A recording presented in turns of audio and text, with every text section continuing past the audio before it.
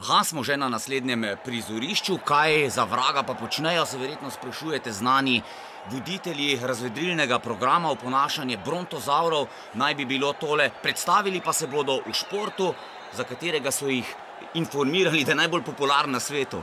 Ja, bil sem že na nekaj olimpijskih igrah, spomnim se v Naganu oziroma v Karoizavi, smo bili v dvorani na karlingu, jaz in še dva. To pa je sicer eden najstarejših športov, tako v Sloveniji kot na svetu. Recimo, tale šport je upodobil v eni izmed svojih slik že tudi Marko Pernhardt leta 1870 in poglejte, to pa je bila Jasna Kuljaj.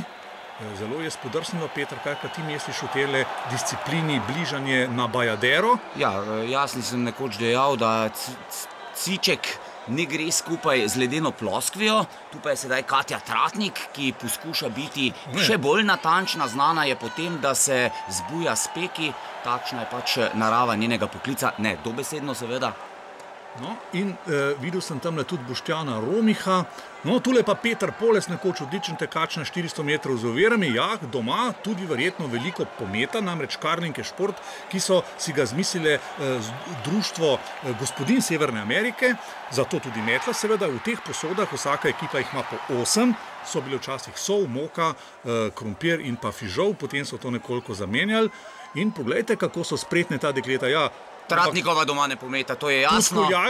Tudi Kuljajeva, ne. Ja, veste, fantje so aktivni. Zadaj pa vidim Boštjana Romiha, slovitega voditelja na Radiu 1. No, in tole pa je Vid Valič. Poglejte, s tem čopom je naravnost idealen tekmovalec za karling, kajti čop deluje kot kontralateralno stabilizator magnetnega polja, kajti izmetni kot mora biti 3,48 stopinje, da je pravilen met.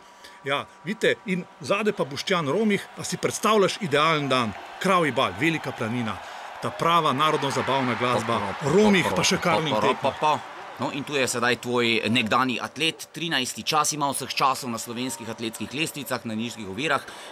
Sodelovanje z Valičem pa je prineslo sadove, kajti kot tretji je zadev sladko nagradico Bajadero. In tu je sedaj še tvoj Boštjan Romih. In še tole, upam, da bojo tole disciplino kmalu vrstili na spored olimpijskih iger, bližanje k Bajaderi. Bajadere pa tu ni več, Romih jo je verjetno sunil in jo odnesel domov svojim številnim otročičkom.